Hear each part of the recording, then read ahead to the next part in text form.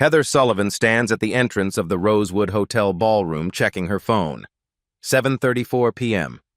She smiles. The slideshow is ready. The photographer is in position. 120 former classmates are inside, drinking champagne, waiting for the surprise she's planned. Tonight's surprise. Tanya Bennett, the girl they voted ugliest in school back in 2013. The one with acne covering her face. The one who ate lunch in the bathroom for 4 years. Heather sent the invitation 3 weeks ago. Subject line, "Come show us who you've become." She expects Tanya to walk in exactly as she left, desperate for acceptance, ready to be humiliated one more time. A black Mercedes pulls up outside. The door opens. Heather doesn't recognize the woman who steps out. Nobody does. If you've ever been underestimated, this story is yours. What happens next will take 30 seconds and change everything. But first, we need to go back. Because what happens tonight only makes sense if you understand what happened then. August 2009. Tanya Bennett is 14 years old. First day at Riverside Academy. Her mother drops her off in a used Honda Civic that sounds like it's dying. Tanya watches the other cars pull up. BMWs, Lexuses, one Mercedes with a driver. She's wearing a uniform 2 sizes too big. Her mother bought it secondhand, hoping Tanya would grow into it. She won't. Riverside Academy is 92% white. Tuition is $35,000 a year. Tanya's mother works 2 shifts, one as a nurse's aide, one cleaning office buildings at night, to afford it. She believes in one thing: education will save her daughter. She doesn't know what education will cost. Tanya walks into the homeroom. 23 faces turn toward her. 23 white faces. She's the only black student in the class. She sits in the back corner, puts her head down, hopes to disappear. Heather Sullivan sits in the front row, blonde hair in a perfect ponytail. Coach bag. Manicured nails at 14.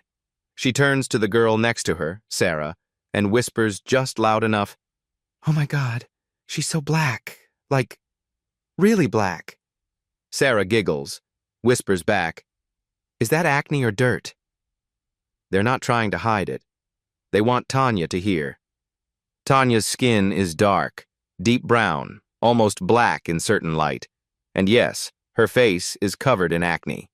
Severe cystic acne that no drugstore cream can touch. She doesn't know it yet, but it's hormonal, treatable. Her mother can't afford the dermatologist. She's also 30 kilograms overweight. Her hair, natural, tightly coiled, is pulled back in a ponytail she did herself that morning. No products, no shaping, just a rubber band and hope, and her teeth. She has an overbite. Her 2 front teeth jut forward slightly. Kids will later call it buck teeth. Heather will call it worse. Tanya looks down at her desk. She's already learned the first rule of Riverside Academy. Make yourself small. So small nobody notices. But Heather notices everything. September comes. Cafeteria. Lunch period. Tanya sits alone at a table in the corner. She brought lunch from home. Peanut butter sandwich. Apple. She's learned not to buy cafeteria food. It's expensive. $12 for a salad her mother could make for 2. Heather and her group, 5 girls, all blonde or brunette, all thin, all expensive, walk past. Heather's carrying a chocolate milk. She stops. "Hey, you're Tanya, right?" Tanya looks up, surprised. Nobody's spoken to her in 3 weeks except teachers. "Yeah." Heather smiles. "Welcome to Riverside." Then tips the chocolate milk, pours it over Tanya's head. The cafeteria erupts, 100 students laughing, pointing, filming on phones. Chocolate milk drips down Tanya's face, into her eyes, soaking her uniform. Heather leans close, whispers, "Now you match." A teacher, Mr. Peterson, walks over. "Girls, that's enough." Not "Heather, apologize." Not "Come with me to the principal's office." Just, "That's enough." Heather walks away laughing. Tanya sits there, milk dripping from her hair, while 100 students film her. Later, the video appears on Facebook. Caption: "The new girl got a makeover." 300 likes. 57 comments. Tanya reads every single one. She never eats in the cafeteria again. By October of sophomore year, someone creates a Facebook group. Riverside Rejects. The profile picture is Tanya's yearbook photo from freshman year. She's tried to smile, but the acne makes her self-conscious. She's hiding behind her hair. The caption underneath: "Find the difference. Trash or Tanya?" 247 students join the group. 247. Out of 350 total at Riverside. The comments stack up. "She's the ugliest thing I've ever seen. Why is she even here? Send her back to the zoo. I didn't know gorillas could afford private school." Tanya reports it to Facebook. The group is removed. It reappears the next day under a new name: Riverside's Biggest Mistake. She reports it to Principal Whitman. He calls her into his office. "Tanya, I understand you're upset, but social media is outside our jurisdiction. Have you considered that maybe, if you tried to fit in more, these things wouldn't happen?" She stares at him. "Fit in how?" He shifts in his chair. "You know, be friendlier, smile more, join activities." He doesn't say what he means, but Tanya hears it. Be less black, be less visible, be less you. She leaves his office, walks directly to the second-floor bathroom, locks herself in the furthest stall, and cries until the final bell rings. From that day forward, she eats lunch in that stall, every single day, for the next 3 years. March of junior year arrives. Heather walks up to Tanya's desk, leans down, smiles sweetly. "Hey, Tanya." "Hey, there's this guy, Brad, from the football team. He thinks you're cute. He wants to take you to prom." Tanya looks up, doesn't believe it, but also wants so badly to believe it. "Really?" Heather nods. "Really. He's kind of shy, so he asked me to ask you. He said to meet him Friday at 7. The Marriott downtown. He'll have your ticket." Tanya's heart races. She hasn't been invited to anything in 2 years. "Okay. Tell him yes." Friday comes. Tanya borrows a dress from a cousin. Her mother drives her to the Marriott, drops her off at 7. "You look beautiful, baby." Tanya walks into the lobby, stands there, waiting. 7:15. No Brad. 7:30. Still waiting. 8 o'clock. She calls her mother, asks to be picked up. Monday morning, she walks into school. There's a photo taped to her locker. It's her, standing in the Marriott lobby, alone, in the dress. Caption: "Who would go with that?" 47 copies of the same photo, taped to every locker in the junior hallway. Heather walks past, doesn't even look at her, just laughs with Sarah. Tanya takes down every photo, one by one. Students walk past. Some laugh, some take pictures. Nobody helps. She keeps one photo, folds it, puts it in her backpack. She doesn't know why yet, but someday she'll need to remember. Senior year, January 2012. Heather creates a poll on Facebook. Riverside's Ugliest Girl Award. 3 nominees. Tanya is one of them. She wins with 89% of votes. 432 votes total.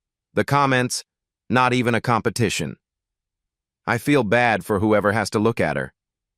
She should just drop out and save us all. Tanya screenshots every comment, saves them in a folder on her laptop titled Evidence. She doesn't know what she's collecting evidence for. She just knows. Someday, someone needs to see this. That night, she sits on her bed, opens a bottle of her mother's sleeping pills, counts them, 43 pills. She thinks, nobody would miss me. The school would be relieved. Heather would probably throw a party. Then her mother knocks on the door. "Baby, dinner's ready." Tanya closes the bottle, puts it back. She thinks of her mother. 2 jobs, 16-hour days, sacrificing everything. She can't do that to her. So she survives, one day at a time, by making herself invisible. May 2013, graduation day. When they call Tanya's name, a group of students boos. Actually, boos. At a graduation ceremony. Tanya doesn't walk across the stage. She tells the school she's sick. She picks up her diploma by mail 2 weeks later. Her mother asks why she didn't walk. Tanya lies. "I didn't want to make a big deal out of it." Her mother believes her, or pretends to.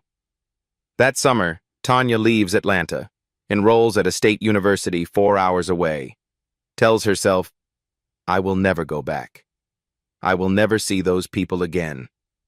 She deletes her Facebook, changes her phone number, cuts every tie to Riverside Academy, except one. She keeps the folder, the screenshots, the photos, the evidence. And she writes in her journal, August 2013, the night before she leaves for college. "One day, I'll show them who I really am, not for revenge, just so they know they were wrong." But first, she has to become someone even she doesn't recognize yet. The transformation doesn't happen overnight. It happens in stages, small decisions that compound over years. August 2013. Tanya moves into her dorm room. Her roommate is a girl named Maya, Dominican, confident, kind. Maya takes one look at Tanya and says, "Okay, student health center, dermatologist, tomorrow." Tanya shakes her head. "I can't afford it." Maya pulls out her laptop. "It's covered. I had the same thing. Come on." 2 weeks later, Tanya sits in a clinic. Dr. Nina Patterson examines her face. "Severe cystic acne, hormonal. We'll start isotretinoin, Accutane, 18-month treatment, monthly check-ins." She pauses. "This is treatable, Tanya. You don't have to live with this." Tanya almost cries. Nobody's ever said that before. The treatment begins. First 3 months, her skin gets worse. But by month 6, the cysts fade. By month 12, her face is clear. By month 18, her skin glows. Deep brown, smooth, radiant. She looks in the mirror one morning and doesn't recognize herself. Her teeth come next. She works 3 part-time jobs, library, campus bookstore, weekend babysitting, saves every dollar. By sophomore year, she has enough braces. 2 years, metal brackets, rubber bands, pain. When they come off in 2016, her smile is perfect. She practices smiling in the mirror, relearning her own face. The wait is harder. Not because of vanity, because of shame. Every pound feels like proof Heather was right. But Maya drags her to the campus gym, teaches her to lift weights, to eat for fuel, not punishment. "You're not fixing yourself," Maya says. "You're becoming yourself." 3 years, from 85 kilograms to 55. Not through starvation, through learning her body isn't the enemy. By 2016, Tanya is 20. Clear skin, straight teeth, healthy weight. She's walking across campus when a man stops her, hands her a card. "I'm a photographer, local fashion, interested in portfolio work?" She thinks it's a joke, like the prom. But Maya pushes her. "Just try it." The shoot happens. Photos go online. Within a week, a modeling scout reaches out. Within a month, Tanya signs her first contract. Within 6 months, she walks her first runway, Atlanta Fashion Week. She posts one photo on Instagram, her first post in 3 years. Caption: "They said I'd never belong. Turns out I just needed a different stage." The career builds. 2017, more local shows. 2018, New York Fashion Week. 2019, Paris, Givenchy. She walks that runway thinking of the girl in the bathroom stall. She doesn't cry. She just walks. 2020, Versace campaign.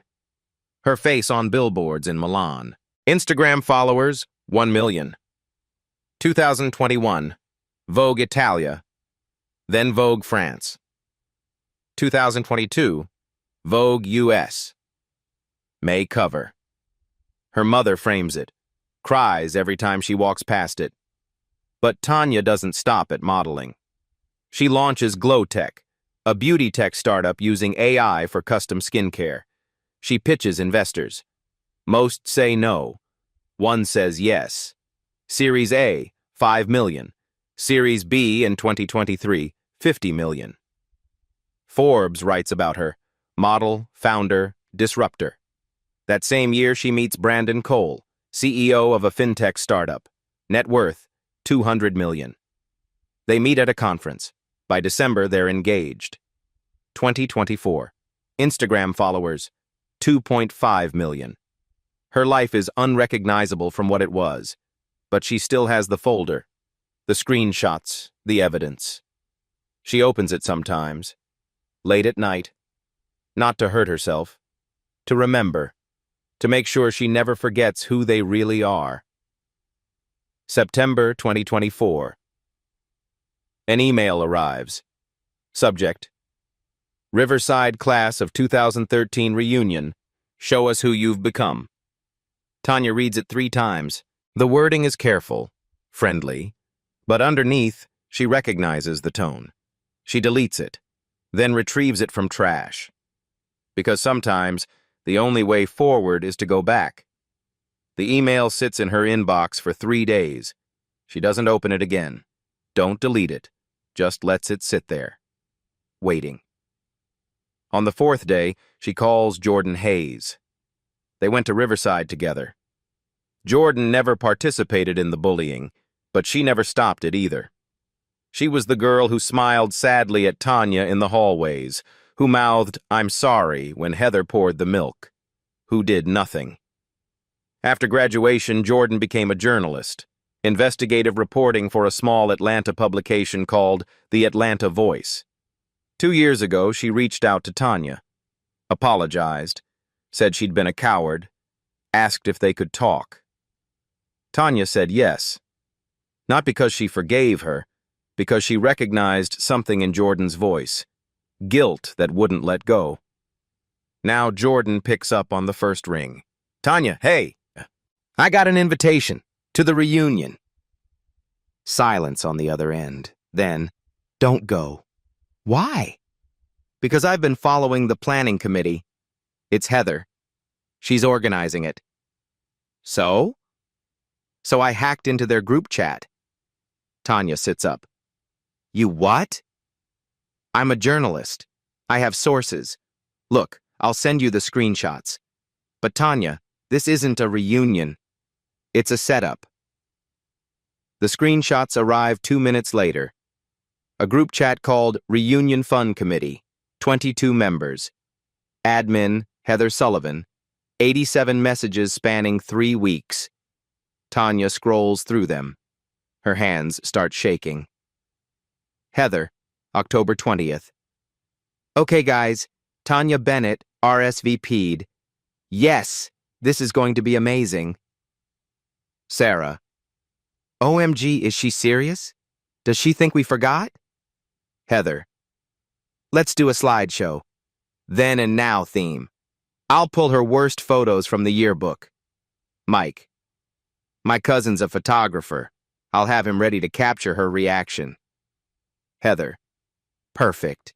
We'll give her the Most Transformed award. Get her up on stage.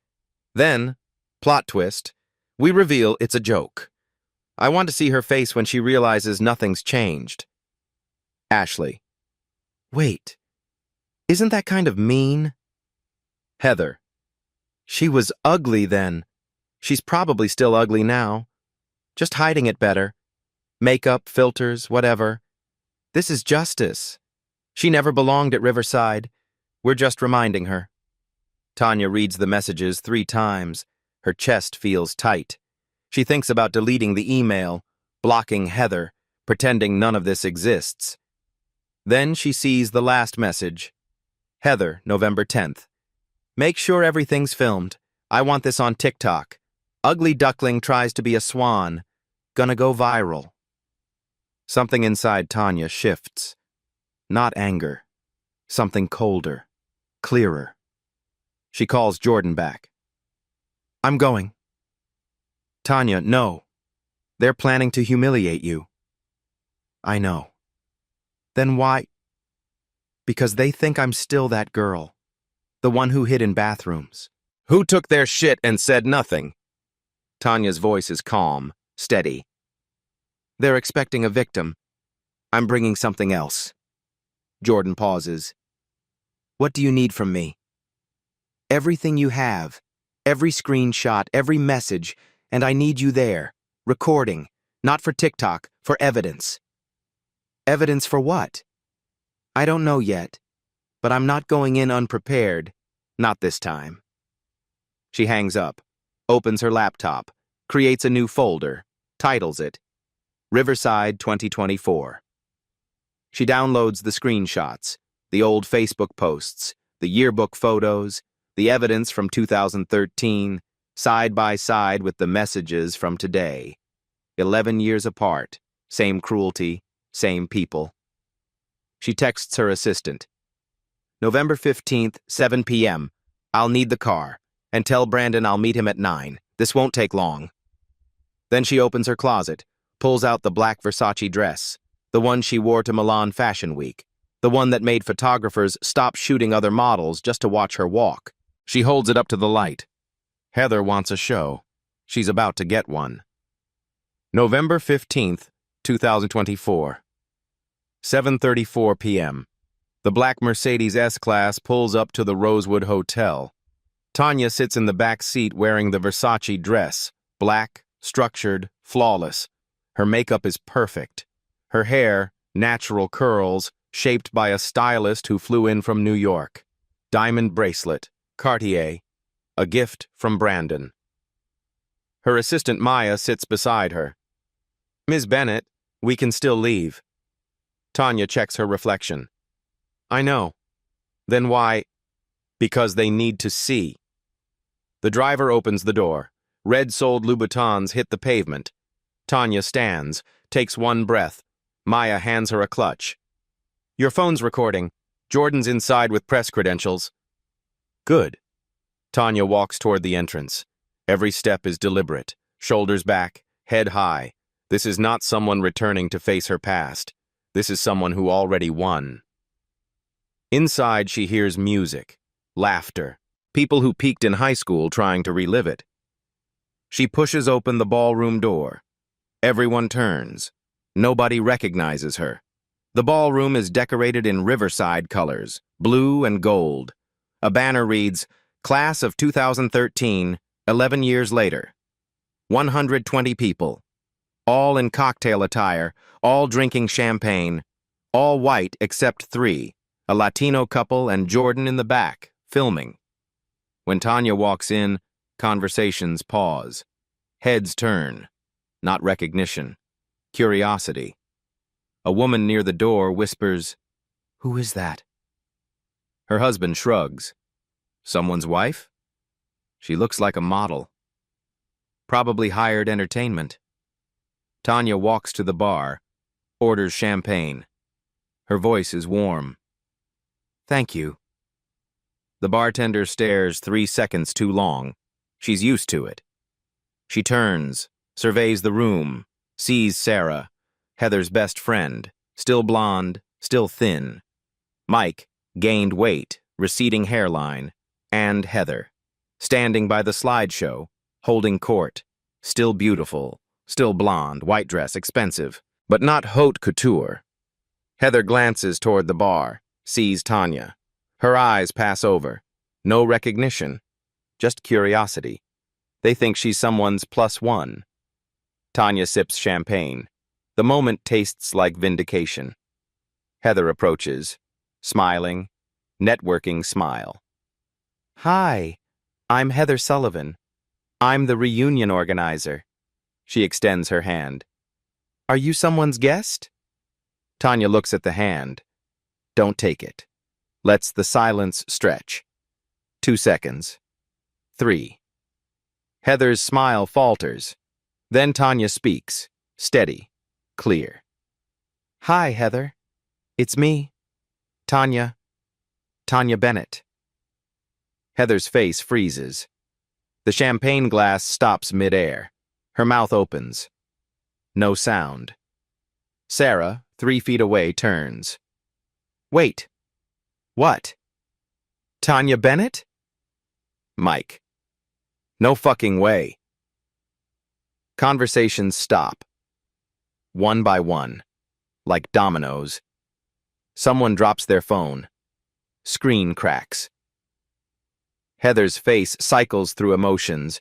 Confusion, disbelief, recognition, horror. You're not... Tanya tilts her head. Not what? You don't look... Like myself? I know. A lot can change in 11 years. 10 seconds. The silence is absolute. 120 people holding their breath. 15 seconds. Someone pulls out their phone, types Tanya Bennett, stares, looks up, back at the screen. Color drains. 20 seconds. Sarah grabs her phone, opens saved yearbook photos. Tanya freshman year, acne, overweight, hiding. She holds it up, compares it to the woman in front of her, whispers, "Oh my God, it is her." 25 seconds. The whisper spreads. It's her. Actually her. How? 30 seconds. Heather's glass slips, falls, shatters. Glass and liquid everywhere. She doesn't move, just stands there, staring. Tanya breaks the silence, gentle, almost sympathetic. It's been a while. You look the same.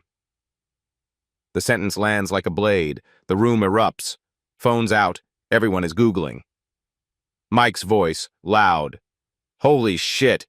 Guys, she's a supermodel. She's on Vogue. Someone else. 2.5 million Instagram followers. Degram. And Sarah, scrolling. Forbes. Glowtech founder Tanya Bennett raises 50 million Series B. Another voice. 50 million? The energy shifts. Not curiosity, shock, fear. People approach, tentative, like approaching celebrities. A woman. Tanya, you look incredible. Brad, the prom fake-out. I always thought you were beautiful. People were immature. Tanya looks at him. You stood me up. At the Marriott. Posted my photo. 47 copies. Brad flushes. That was a misunderstanding. You posted it. He walks away. Sarah tries. High school was so long ago. We were kids. No hard feelings? Tanya sips champagne. No hard feelings. Just a good memory. Sarah's smile falters. She backs away. More try. Same script. We were young. Just jokes. I liked you. Tanya responds politely. Briefly, with just enough edge, she remembers everything. Heather stands by the slideshow, not moving, watching her reunion become someone else's coronation.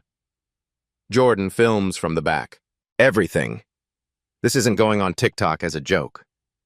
Tanya's phone vibrates. She checks. Brandon calling. She smiles, answers. Hi, babe. Voice softer, warmer. Yes, I'm here. It's interesting. I'll tell you later. She laughs. Love you too. See you at 9. She hangs up. People heard. Did she say babe? Is she dating someone? Mike Googles.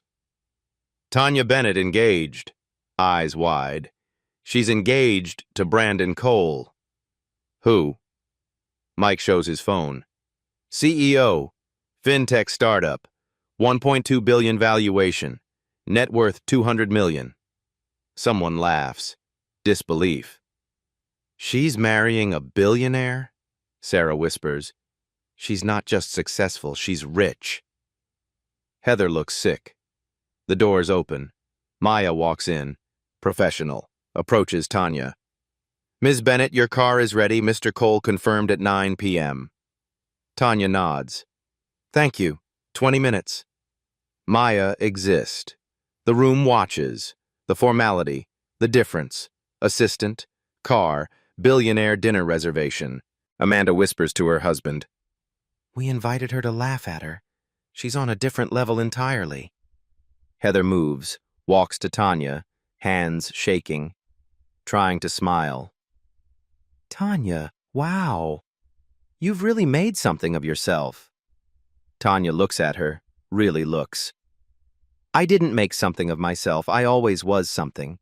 You chose not to see it. Heather's smile cracks. High school was long ago. We were kids. Can we move past it? Move past it? You don't even remember what you did. I remember every word, every photo, every day I cried in that bathroom. I'm sorry if... You're not sorry I was hurt. You're sorry I'm successful.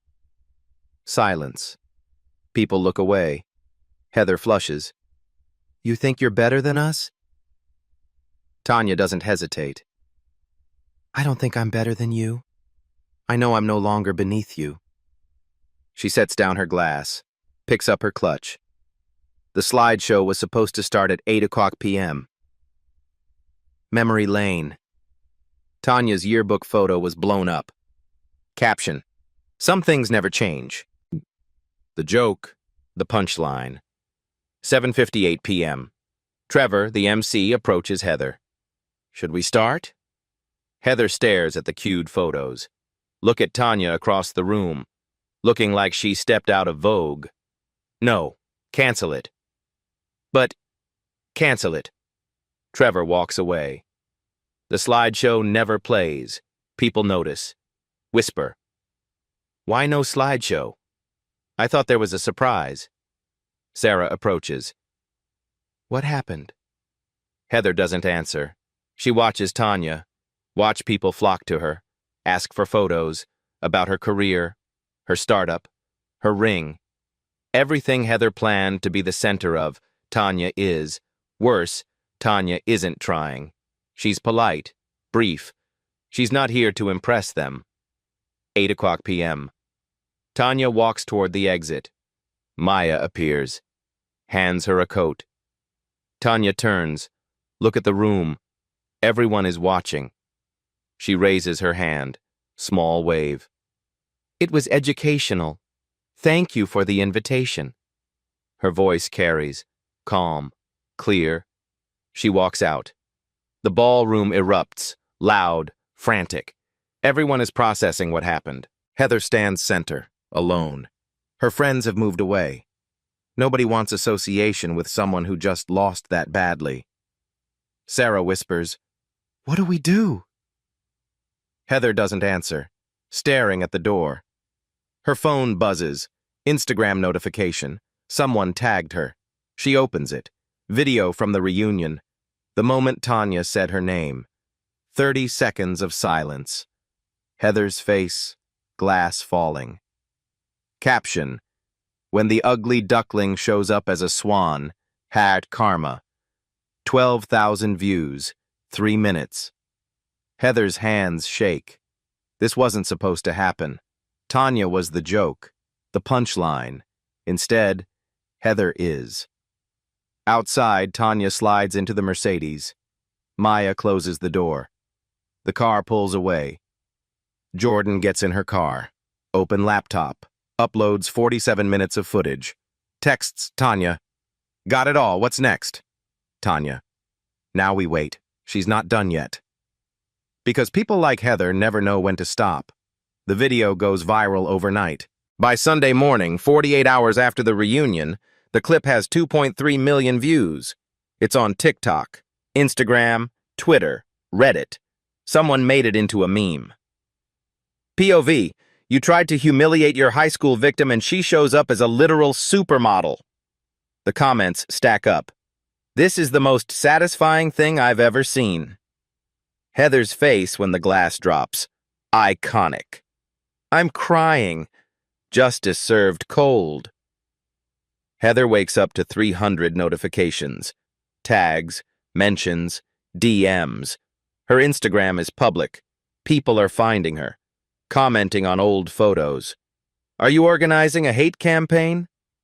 Karma came for you in Versace. She makes her account private. Too late. Screenshots exist. Her LinkedIn gets flooded. Her company email. Someone finds her work number. Calls. Leaves a voicemail. You're disgusting. Sunday afternoon, Heather calls her mother. Mom, I need help. People are attacking me online. Her mother, Catherine Sullivan, wife of the Sullivan Media Group founder, listens. Then says, What did you do? Nothing. It's Tanya Bennett. Remember her? From Riverside? She showed up at the reunion and what? She's trying to make me look bad. Her mother sighs. Heather, fix it. Quietly. Don't make this worse. But Heather doesn't know how to be quiet. Monday morning, she calls a PR firm, Apex Reputation Management, $15,000 for a 2-week campaign. She uses her corporate card, justifies it internally as personal brand management. The email she sends is brief. Need to counter narrative around viral video. Target, Tanya Bennett. Strategy, plant doubt. Suggest her transformation isn't real. Plastic surgery, rich boyfriend funding everything. Timeline, immediate. Apex responds within an hour. Understood. We'll deploy an influencer network plus anonymous sources. ETA 48 hours. By Wednesday, it begins. 12 new Twitter accounts, created within 24 hours, all with similar profile pictures, stock photos, generic names, all posting the same message in slightly different words. Okay, but let's be real. Tanya Bennett before and after? That's not skincare. That's a surgeon. How does someone go from ugly duckling to supermodel without major work done? Asking for a friend. Sources say Tanya Bennett had full facial reconstruction. That's not a glow-up. That's money. The accounts tag Tanya, tag beauty bloggers, tag journalists. Within 6 hours, the hashtag #TanyaTruth is trending. Small, regional, but trending. Some of Tanya's followers start commenting, Wait, is this true? Did she have surgery? I'm confused. The doubt spreads. Not everyone believes it, but enough people question. Enough to create noise. Thursday morning, Tanya's publicist calls. We're seeing coordinated attacks. Recommend response. Tanya sits in her apartment, reading the tweets, the comments, the same words over and over. Fake. Plastic. Surgery. Brandon's in London for business. He calls that evening. Tanya, ignore them. It's just jealousy. I've ignored them for 11 years. Look where it got me. What do you want to do? She thinks about it. About the girl in the bathroom stall. About the evidence folder. About the fact that some people never learn. I want the truth. All of it. She calls Jordan. Jordan picks up immediately. I saw the tweets. I'm already looking into it. Can you trace them? I have a friend, cybersecurity analyst. Let me make some calls. Friday afternoon, Jordan calls back. Got something. All 12 accounts were created the same day, same IP range, Atlanta area, and Tanya. 3 of them follow Heather Sullivan's private Instagram. Tanya goes quiet. Send me everything. The evidence arrives in her inbox 10 minutes later. Screenshots, timestamps, IP logs, not court-ready, but close enough. Tanya opens a new document. Start writing. That night, Heather gets a notification. Tanya Bennett posted on Instagram. First post since the reunion. Heather's stomach drops. She opens it. It's a photo, side by side. Tanya's yearbook picture from 2013. Tanya today. The caption is long, detailed, clinical. 11 years ago, I was voted ugliest girl at my high school. They said my skin was too dark, my face too ugly, that I didn't belong. Today, some people say my transformation is fake. So here's the truth. Receipts attached. Heather scrolls. Medical records. Redacted but verified. Dermatology treatment logs. Orthodontic records. Gym membership spanning 6 years. No cosmetic surgery. No facial reconstruction. Just time. Work. Healing. The post continues. I didn't change my face. I healed my skin. I didn't buy a new smile. I straightened my teeth. I didn't get rich off men. I built a company. And I didn't forget who tried to break me. I just stopped letting them. 1 million likes in 6 hours. The fake accounts go silent. Some delete. Others get reported, suspended, but Heather's email is still in the Apex reputation management system. And Jordan, through her cybersecurity friend, has a copy. And Jordan's about to publish it. Jordan Hayes doesn't sleep Friday night. She's in her apartment, laptop open, 3 monitors running. On one screen, the email from Apex Reputation Management to Heather Sullivan. On another, IP logs tracing the fake accounts. On the third, interviews she's been conducting for the past 6 days. Saturday morning, 6:00 a.m., the Atlanta Voice publishes her article. The headline, 8 More Voices, The Riverside Reckoning. The subhead, Tanya Bennett wasn't Heather Sullivan's only target. We found the others. The article opens with Tanya's story. But it doesn't end there. Jordan spent the week tracking down former Riverside students. People who left the Facebook groups, who graduated and never looked back, who changed their names on social media to avoid being found. She found 8 of them. 8 people willing to talk. Victim number 1, Maria Gonzalez, now 29, lives in Austin. I was the only Latina in my grade. Heather used to mock my accent every single day, called me illegal even though I was born in Atlanta. My parents are both doctors. She didn't care. To her, I was just the Mexican girl who didn't belong. Jordan includes a photo. Maria at 14, braces, school uniform, trying to smile. Maria now, engineer at a tech company, confident, thriving. Victim number 2, David Turner, 28, Boston. I'm white, but my family was poor, scholarship kid. Heather found out my mom worked as a school janitor. She told everyone I smelled like bleach. I started leaving cleaning supplies in my locker. I transferred sophomore year. Best decision I ever made. Victim number 3, Lisa Carter, 29, San Francisco. I'm Asian American. Heather used to pull her eyes back, make ching-chong sounds whenever I walked past. Did it in front of teachers. Nobody stopped her. One teacher laughed. I reported it to Principal Whitman. He said, "Kids tease each other. That's normal." I stopped reporting after that. Lisa's story includes a detail that makes Jordan's stomach turn. Lisa attempted suicide junior year. I was hospitalized for 3 days. The school never followed up, never investigated, just marked her absent and moved on. Victims number 4 through 8, similar patterns. A gay student, a Muslim student, a student with a visible birthmark, a student whose father was incarcerated, a student who gained weight after her mother died, all targeted by Heather or her group, all told by the administration that they were overreacting or needed to toughen up.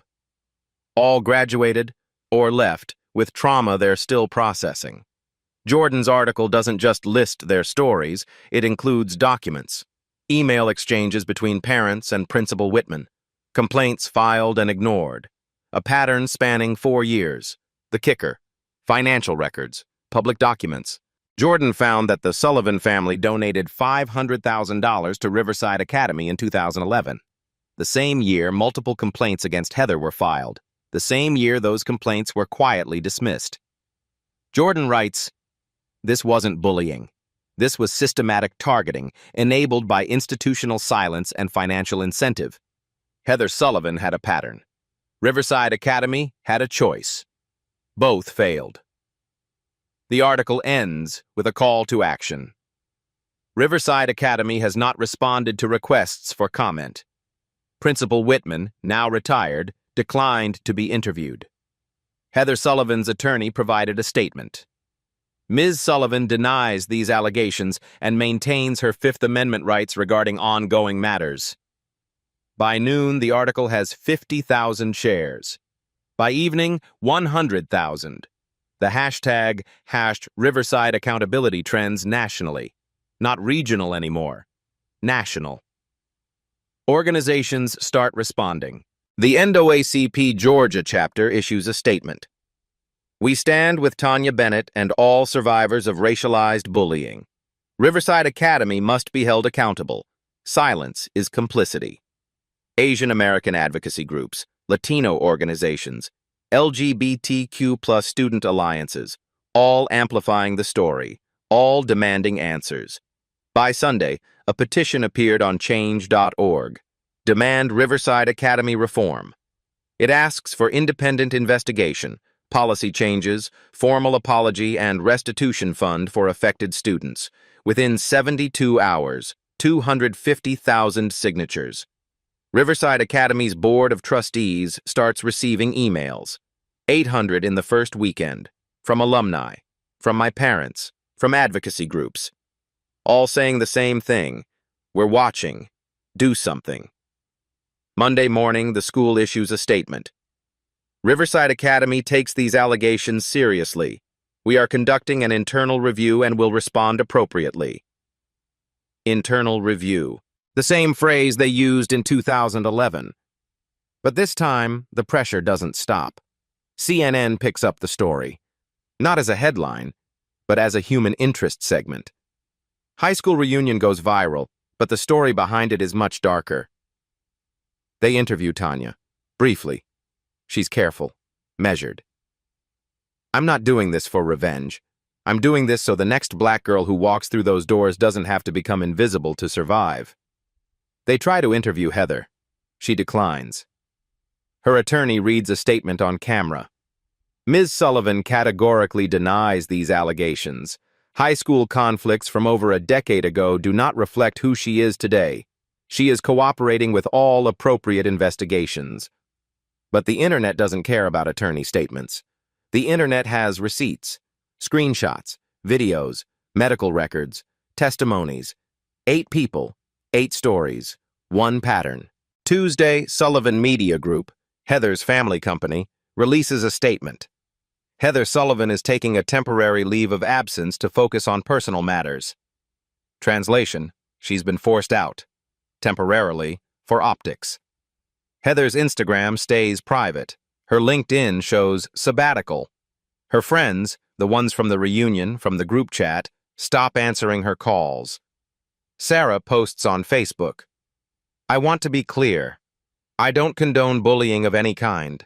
I was young and made mistakes. I'm deeply sorry to anyone I hurt." It's vague. Doesn't name Tanya. Doesn't name Heather. But it's self-preservation. Rats leaving the ship. Wednesday evening, Tanya receives an email from a 15-year-old girl in Ohio. Subject: "You saved my life." The email reads, "Dear Tanya, my name is Sarah. I'm 15. I'm black. I go to a mostly white school. Last month, girls posted my photos online, said I was too dark, too ugly, that I should go back to Africa. I didn't want to go to school anymore. I didn't want to be alive anymore. 3 days ago, I saw your Instagram post. I saw your yearbook photo. I saw you now. And I realized, if you survived, maybe I can too. I'm not giving up, because you didn't. Thank you for speaking. You saved my life. Sarah." Tanya reads it 3 times, sits on her bed, stares at the ceiling. Her phone buzzes. Text from Brandon. "How are you holding up?" She texts back, "I thought I was doing this for me, but it's bigger now." Good. That means it matters. She opens her laptop. Look at the folder labeled Riverside 2024. Look at the evidence Jordan collected. The testimonies. The patterns. The trail that leads not just to Heather, but to something larger. And that's when Jordan calls with the discovery that changes everything. Jordan's call comes at 11:47 p.m., Wednesday night. Tanya's already in bed. She picks up anyway. "I found something." Jordan's voice is tight, urgent. "The fake accounts. The ones attacking you after the reunion. I had my contact dig deeper." "And?" "They're not just from this year. Heather's been running fake accounts since 2020. 12 different profiles. All targeting you." Tanya sits up. "What?" "She's been stalking you, Tanya. For 4 years. Commenting on your posts. DMing you as fake fans. One account even pretended to be a brand recruiter. Asked for your address, your schedule. That's not harassment. That's a felony under Georgia law." Tanya's chest tightens. She thinks about all the random messages over the years. The ones she deleted without responding. The ones that felt slightly off. "You're sure?" "I have the forensic report, IP addresses, device fingerprints, time stamps, all traced to Heather's work laptop at Sullivan Media. Tanya, this crosses the line. We can file criminal charges. Send me everything." Jordan hesitates. "Are you okay?" Tanya doesn't answer right away. "I will be." She hangs up, sits in the dark. Her apartment is silent. Brandon's still in London. Won't be back until Friday. She's alone. Her phone lights up. Notifications, Instagram, Twitter, LinkedIn. Messages from strangers. Some are supportive, some hateful. "You're ruining someone's life over high school drama. Let it go. You're just playing victim for attention." She turns off her phone, stands, walks to the window, looks out at the Atlanta skyline, the city she left, the city she came back to. She thinks about the email from Sarah, the 15-year-old in Ohio, the one who almost gave up. Tanya wonders how many others there are. How many kids are sitting in bathrooms right now, counting pills, thinking nobody would miss them. She thinks about the folder, the evidence, the screenshots from 2009, the Facebook posts, the yearbook photos, the comments, "Ugliest girl. Send her back. Nobody will ever love you." She kept them for 11 years, not to hurt herself, but because she knew someday someone would have to listen. But now she's exhausted. The viral video, the fake accounts, the article, the interviews, the hate mail, the pressure. It's been 2 weeks since the reunion. Feels like 2 years. She considers stopping, releasing a statement. "I've said my piece. I'm moving on." Let Heather fade into obscurity. Let Riverside issue some hollow apology. Let it all just end. Her phone, still off, sits on the counter, next to her laptop. She opens the laptop, checks email one more time before bed. There's a new message, sent 3 minutes ago. Subject: "Thank you." She almost deletes it, thinks it's spam, but something makes her open it. "Dear Ms. Bennett, my name is Rachel. I was at Riverside 2009-2010. I was there when they poured milk on you. I saw everything. I never said anything. I transferred out because I was scared I'd be next. I've lived with that guilt for 14 years, but because you spoke up, I finally told my therapist what happened, what I witnessed, what I didn't stop. I'm starting to heal. Thank you for being braver than I was. Rachel." Tanya reads it twice, then closes the laptop, picks up her phone, turns it back on, calls Jordan. "File the charges, all of them. Because some fights aren't just for yourself. By Thursday morning, the story has escaped social media. It's on the news. Good Morning America runs a 3-minute segment. The high school reunion that sparked a national conversation about bullying and accountability. They show clips, the viral video, Tanya's Instagram post, excerpts from Jordan's article, the hashtag Riverside. Accountability hits 1.2 million tweets in 72 hours. Tanya's story trends alongside it. People share their own experiences, their own bullies, their own Heathers. A mother in California posts, "My daughter is 13. Last week she asked me if she was pretty. I showed her Tanya's story. Today she asked me if she was strong. The answer is yes." The movement grows beyond Tanya, beyond Heather. It becomes something larger, a reckoning. Friday afternoon, the NAACP Georgia chapter holds a press conference outside Riverside Academy. 50 people attend. News cameras, journalists, former students. Dr. Patricia Williams, chapter president, speaks. "We stand with Tanya Bennett and all survivors of racialized bullying. Riverside Academy has had 11 years to address this. Their silence ends now. We demand transparency. We demand accountability. We demand change." The crowd chants, "No more silence, no more complicity." Riverside Academy's Board of Trustees meets in an emergency session. 9 members. They vote 8-1. Commission an independent investigation. 7-2. Create a task force on diversity and inclusion. 9-0. Issue a public apology to affected students. The statement releases Saturday. Riverside Academy apologizes to Tanya Bennett and all students who experienced harm during their time at our institution. We failed to provide a safe environment. We are committed to change. Effective immediately, we are implementing new anti-bullying protocols and mandatory training for all staff.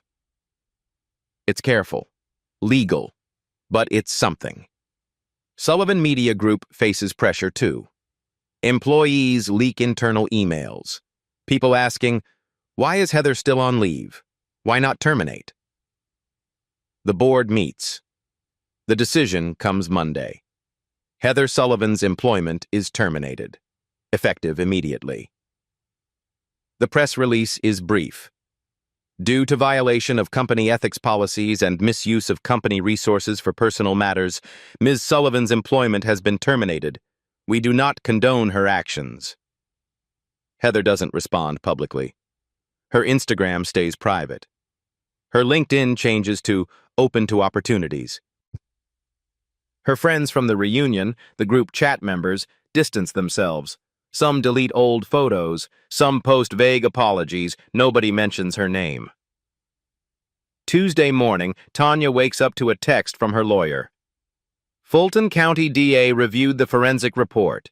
They're opening a criminal investigation, stalking charges. Heather will be notified within 48 hours. Tanya stares at the message. This is real now. Not just social media, not just public opinion, the legal system. She texts back.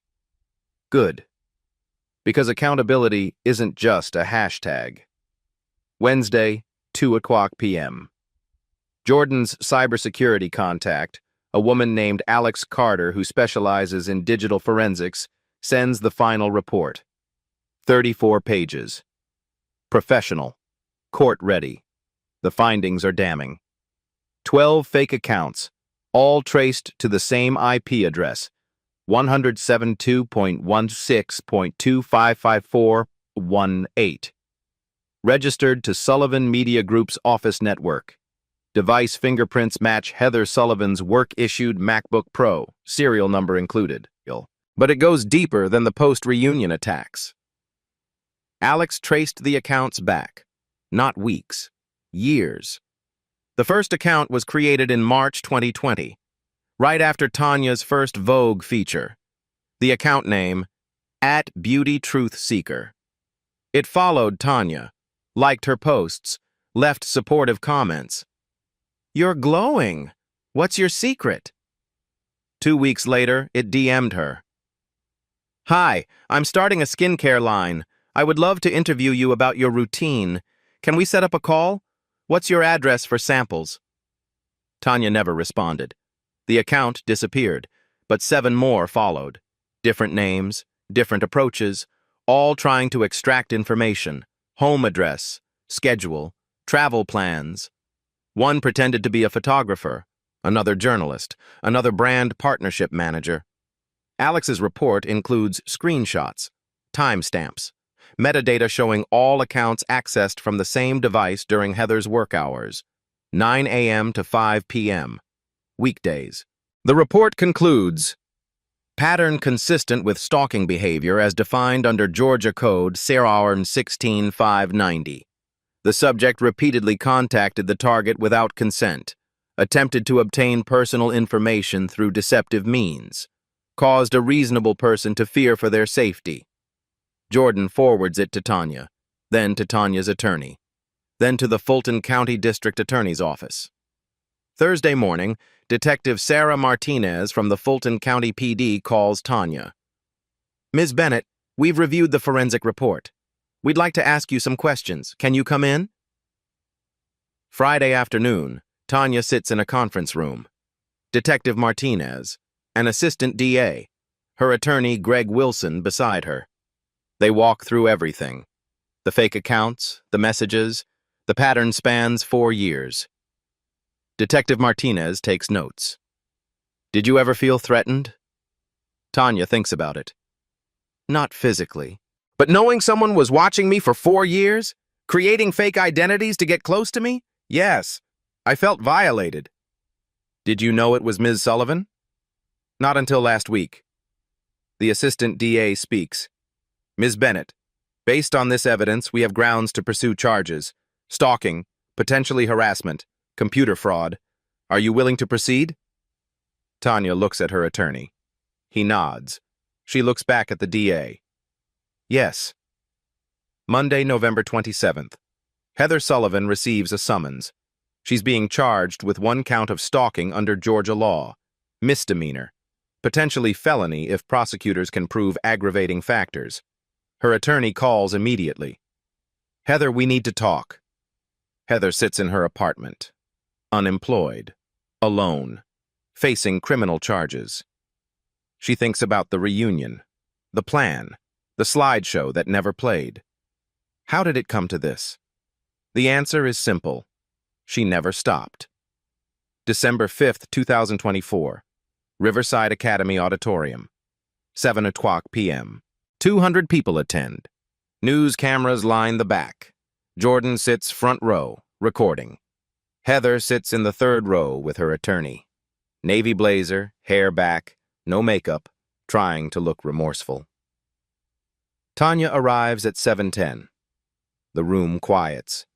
She sits facing the panel. 9 trustees, new principal, dean of students. Board chair, Dr. Patricia Harrison speaks. Ms. Bennett, the floor is yours. Tanya stands. Simple black dress. No notes. Just memory. My name is Tanya Bennett. 11 years ago, I sat in this building and was told every day that I didn't belong. Not because of my grades, because of my skin. Because I didn't fit someone's definition of beautiful. Her voice is steady. Factual. I kept every message, every photo, not for revenge, because I knew one day someone would listen. Today, you're listening.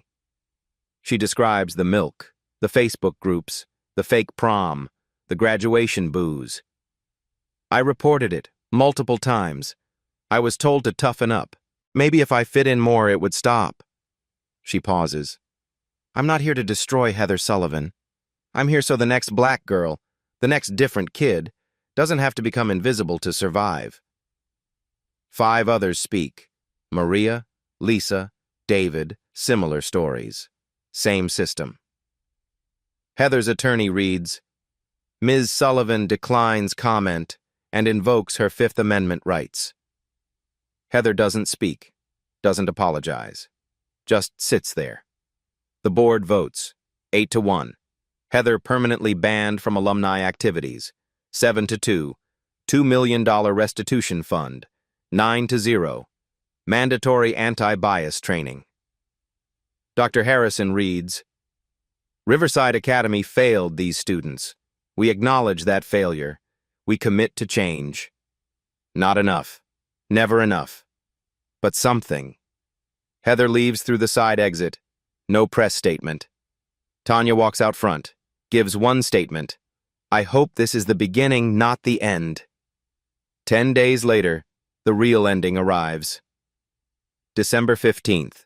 Sullivan Media Group releases a statement.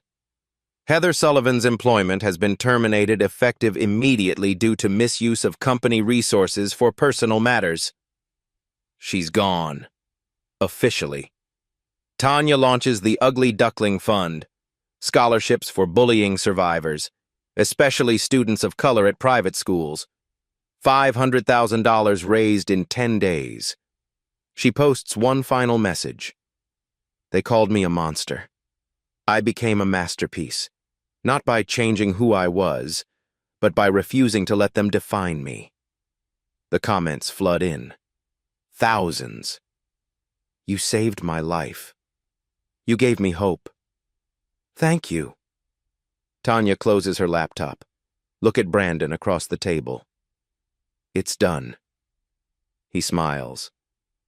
No, it's just beginning. She's right, and so is he.